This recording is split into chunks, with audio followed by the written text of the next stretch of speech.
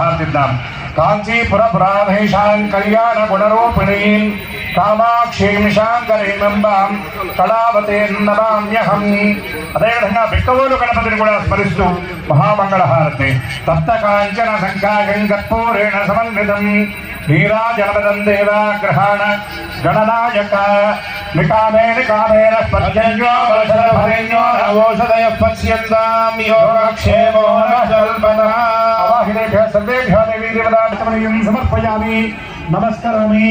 అందరూ గట్టిగా జై బోలో గణేశ మహారాజకి జయ. భవనాని సర్వా సమర్థయాభిరభిధర్మసారః అగ్నిర్నో దేవస్సు వినైనామసిత్వం తదర్యమవరణమిత్రధారు తన్వాయకం సరిదారకం సరీలాం జీవా జీవంతముపసంవిషేమ ఏమేవా విశ్వా భువనాని సంగీతా యస్య దేవా అనుసంయంతి భేదః అర్యమా రాజా జనస్త విశ్వాన్ గౌరం కరుణావతారం సంసారసారం భుజగేంద్రహారం సదా వసంతం హృదయారవిందే భవం భవాని సహితం నమామి. ఉమాకాంతాయ కాంతాయ కామితార్థప్రదాయినే శ్రీగిరీశాయ దేవాయ మల్లినాథాయ మంగళం. శ్రియకాంతాయ కళ్యాణ నిధయే దయేర్ధిరాం శ్రీవే.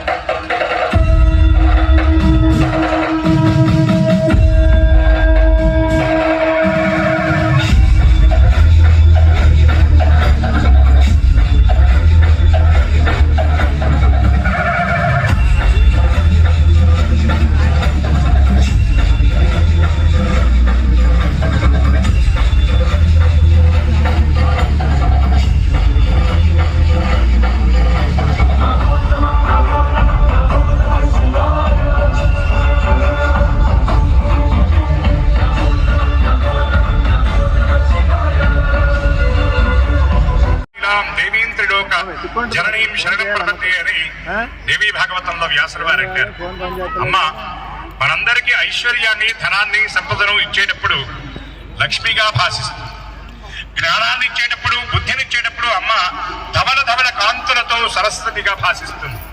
అదేవిధంగా మనలో ఉన్నటువంటి ఆసురీ భావాలు శత్రుభావాలను పోగొట్టేటప్పుడు శత్రు సంహారం చేసేటప్పుడు జగదంబ మహాకాళిగా భాషిస్తుంది.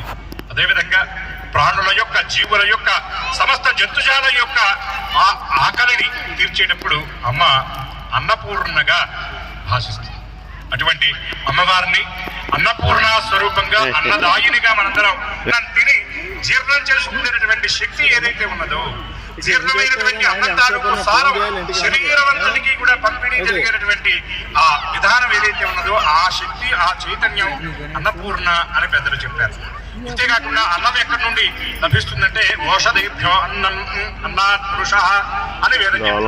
అయితే ఈ ఓషధులు ఎట్లా వస్తున్నాయంటే సూర్యుడి నుండి సూర్యకిరణాల ద్వారా మొక్కలు కిరణజన్య సంయోగ క్రియ ద్వారా ఆహారాన్ని తయారు చేసుకుని తద్వారా ఓషధులు వస్తే ఆ ఓషధుల నుండి అన్నం వస్తుందని చెప్పారు. సూర్యకిరణాలకు